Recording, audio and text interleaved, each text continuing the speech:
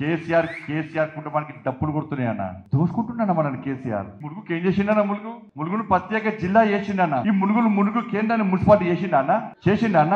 అరే ఇక్కడ RTC depot ఉందన్న, ఇక్కడ రియాన్ ఫ్యాక్టరీ తెలిసిందన్న. తెలంగాణ రాకముందు రియాన్ ఫ్యాక్టరీ ఉందన్న, తెలంగాణ వచ్చాక రియాన్ ఫ్యాక్టరీ మూతపడ్డదన్న. తెలంగాణ రాకముందు నిజాం ఫ్యాక్టరీ ఉందన్న, తెలంగాణ వచ్చాక నిజాం ఫ్యాక్టరీ మూతపడ్డదన్న. మన నరేంద్ర మోడీ గారేమో మూతపడ్డటువంటి రామగుండం ఎరువుల కర్మాగారాన్ని తెరిపించిన మహానుభావుడు మా నరేంద్ర మోడీ, మన నరేంద్ర మోడీ.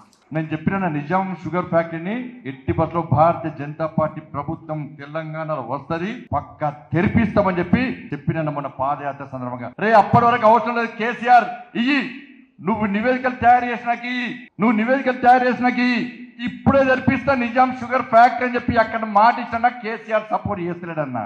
ఇక్కడ భారతీయ జనతా పార్టీ ప్రభుత్వం పక్కా వస్తుందన్నా. వచ్చిన తర్వాత ఈ రియాన్ ఫ్యాక్టరీని ఎట్లా తెరిపించాలో అట్లా తెరిపిస్తాం. 5,000 మంది పొట్ట కొడుతుండన్న మూర్ఖుడు రాష్ట్ర ముఖ్యమంత్రి. ఇలా ఏ గిరిజన ప్రాంతం కూడా కనీసం అభివృద్ధి చేసుకోలేదు. తండాలన్నీ ఇంకా ఘోరమైన పరిస్థితులు ఉన్నాయి. ఎక్కడ కనీసం రోడ్లు అన్న, ఇక్కడ రాయగూడ నుంచి కేవలం భూపాలపట్నం వరకు కేవలం కేంద్ర ప్రభుత్వం ఇచ్చిన రోడ్డు తప్ప ఒక్క రోడ్డు కూడా వేసిన పాపాన పోలేదన్న విషయాన్ని ఒక్కసారి గుర్తుంచుకోండి. పోడు భూముల సమస్య పరిష్కరిస్తాడు, పూర్తి చేసుకొని కూర్చుంటున్నాడు.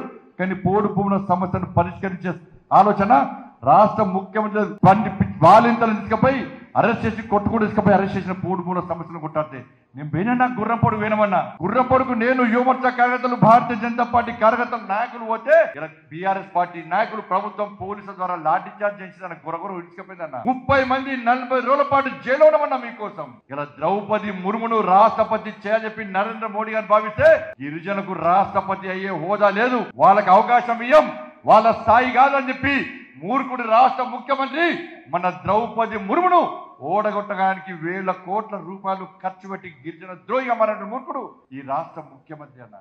ఏముందన్న కేసీఆర్ తెలంగాణ రాష్ట్రం ఏర్పడ్డ సమయంలో కేసీఆర్ హైదరాబాద్ లో నంది నగర్ లో ఒక చిన్న ఇంట్లో ఉండేవాడు అన్న. కేసీఆర్ బిడ్డ ఒక అపార్ట్మెంట్ లో ఉండేదన్న. కేసీఆర్ బిడ్డ ఎట్లొచ్చినాయన్న పైసలు కేసీఆర్ కు 1,000 కోట్ల రూపాయలు, ఇన్ని 100 ఎకరాలు 1,000 ఎకరాల పై భూములు ఎక్కడ వచ్చినాయన్న కేసీఆర్ కు. ఎవని అయ్యొమ్మన్న కేసీఆర్ దమ్మకపోయింది. అరే డబుల్ బెడ్రూమ్ కేసీఆర్ అని చెప్పి గిరిజన యువత, గిరిజన పేద ప్రజలు ఆలోచిస్తుంటే, డిమాండ్ చేస్తుంటే డబుల్ బెడ్రూమ్ లో పైసలు ఇవ్వట గానీ కేసీఆర్ బిడ్డ 100 కోట్లు దొబ్బిపోయి దొంగసార దంద చేయడానికి మాత్రం పైసలు ఉన్నాయట. ఇంటికో ఉద్యోగం ఇస్తాను కేసీఆర్, నా తమ్ముళ్లకు ఉద్యోగం, నిరుద్యోగ బుద్ధి అని కేసీఆర్ డిమాండ్ చేస్తే ఇలా నిరుద్యోగ యువతకు ఉద్యోగాలు ఇచ్చే పరిస్థితి లేదు, నిరుద్యోగ బుద్ధి ఇచ్చే పరిస్థితి. కానీ 1,000 కోట్ల రూపాయలు పెట్టి విదేశాల్లో పెట్టుబడి పెట్టి దంద చేసేటువంటి దానికి మాత్రం పైసలు ఉన్నాయటన్న కేసీఆర్ దగ్గర. రుణమాఫీ కేసీఆర్ అంటే పైసలు లేవట గానీ అడ్డగోలుగా సంపాదించి ఫామ్ హౌస్లు, విల్లాలు, దుబాయ్ లో, మస్కట్ లో పెద్ద పెద్ద బిల్డింగ్లు ఉండడానికి మాత్రం కేసీఆర్ కుటుంబం దగ్గర పైసలు లేట. ఒక్కసారి ఆలోచించండి. అరే కేసీఆర్ కుటుంబం ఏ విధంగా లక్షాధికారి కోటీశ్వర్లు అవుతున్నారు, ఈ తెలంగాణ రాష్ట్ర ప్రజలు ఎందుకు బికారిగా అవుతారో ఒక్కసారి ఆలోచించండి. తెలంగాణ రాష్ట్రాన్ని రాష్ట్ర ముఖ్యమంత్రి మూర్ఖత్వం వల్ల, అనాలోచిత విధానం వల్ల అధోగతి పాలు చేస్తున్న విషయాన్ని ఒక్కసారి గుర్తుంచుకోవాల్సిన అవసరం ఉంది. ఏమన్నంటే భారతీయ జనతా లాఠీ చార్జ్ చేయడం, నాన్ బెయిలబుల్ కేసులు పెట్టడం, జైళ్లకు పంపడం, అరెస్టులు చేయడం. కేసీఆర్ కుటుంబం ఏడికి పోయినా కూడా వాళ్ళను ఎట్టి పరిస్థితుల్లో వాళ్ళని కాపాడుకోవడం కోసం పూర్తి పోలీస్ బెటాలియన్ ఇలా వాడుకునే ప్రయత్నం చేస్తున్న విషయాన్ని ఒక్కసారి గుర్తుంచుకోవాల్సిన అవసరం ఉంది. భయపడతామన్నా? భయపడే పరిస్థితులు ఈ తెలంగాణ రాష్ట్రంలో భారతీయ జనతా పార్టీ కార్యకర్తలకు త్యాగాలు కొత్త కాదన్నా, లాఠీ దెబ్బలు కొత్త కాదన్నా, పోలీస్ కేసులు కొత్త కాదన్నా, జైళ్లు కొత్త కాదన్నా. ఇలా కేసీఆర్ బెంగాల్ తరహా పాలన తెలంగాణ రాష్ట్రంలో కొనసాగించాలని ప్రయత్నం చేస్తున్నారు. బిడ్డ ఈ తెలంగాణ రాష్ట్రంలో పేదోళ్ళు ఒక్కటెత్తున్నారు. ఈ పేదోళ్ళు ఒక్కటైతే ఈ పేదోళ్ళందరూ భారతీయ జనతా పార్టీ కార్యకర్తలకు అండగా ఉండబోతున్నారు. ఇలా తెలంగాణ రాష్ట్రంలో కాశాపు రాజ్యం రాబోతుంది, రామరాజ్యం రాబోతుంది.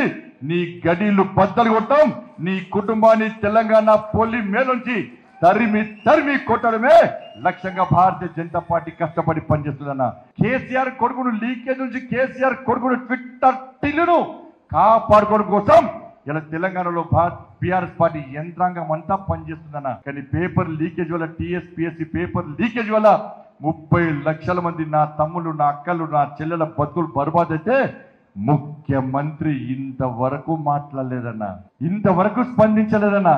30 లక్షల మంది యువత భవిష్యత్తు ముఖ్యమంత్రి ముఖ్యం కాదన్నా, తన కొడుకు, తన బిడ్డ, తన అల్లుళ్ళు మాత్రమే రాష్ట్ర ముఖ్యమంత్రికి ముఖ్యమన్నా. ఆయన సంకల కూర్చునే, ఆయన మోచెత్తి నీళ్లు తాగే నాయకులకు ముఖ్యమంత్రికి వంత వాడడము, ముఖ్యమంత్రి చెక్క భజన చేయడం మాత్రమే ముఖ్యం తప్ప 30 లక్షల మంది యువత భవిష్యత్తు వాళ్ళకు ముఖ్యం కాదన్నా. అందుకే అప్పీల్ చేస్తున్నాం, 30 లక్షల యువతకు అప్పీల్ చేస్తున్నాం. రండి, రోడ్డు మీకు రండి. మేము మీకోసం యుద్ధం చేస్తున్నాం, మీకోసం కష్టపడి పనిచేస్తున్నాం. టీఎస్పీఎస్సీలో జరిగిన అన్యాయం విషయంలో భారతీయ జనతా పార్టీ యుద్ధం ప్రారంభించింది. ఇలా ఎట్టి పస్లో కేసీఆర్ కొడుకును బర్తరఫ్ చేయాలి, కేసీఆర్ కొడుకును బర్తరఫ్ చేయాలి. కేసీఆర్ కొడుకు పోకుంటే మెడలు వట్టి బయటికి నూకాలే. మెడలు వట్టి బయటికి నూకకుంటే నీ కుటుంబాన్ని తెలంగాణ రాష్ట్రం నుంచి, ఈ తెలంగాణ ప్రజలే 30 లక్షల మంది యువత మెడలు పట్టుకొని పిల్ల విస్తరించి ఇలా తెలంగాణ పొల్లి మీద నుంచి నూకేసే ప్రయత్నం చేస్తారన్న విషయాన్ని కేసీఆర్ కుటుంబం గుర్తుంచుకోవాలి.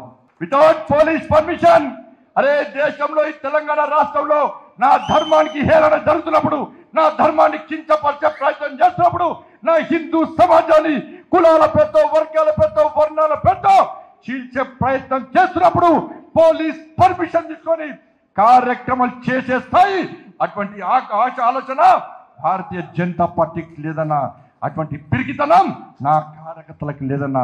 ధర్మాన్ని రక్షించడానికి తెగించి కొట్టాడే కార్యకర్తల పార్టీ నా భారతీయ జనతా పార్టీ అన్న. పాత బస్తికి వేయడమన్నా, భాగ్యలక్ష్మి అమ్మవారి ఆశీర్వాదం తీసుకోవడమన్నా. భారతీయ జనతా పార్టీ మతానికి వ్యతిరేకం కాదు, ఏ వర్గానికి వ్యతిరేకం కాదు. అరే పాత బస్తీని కొత్త బస్తీ ఎలాగుంటున్నాం, ఓల్డ్ సిటీని న్యూ సిటీ ఎలాగుంటున్నాం.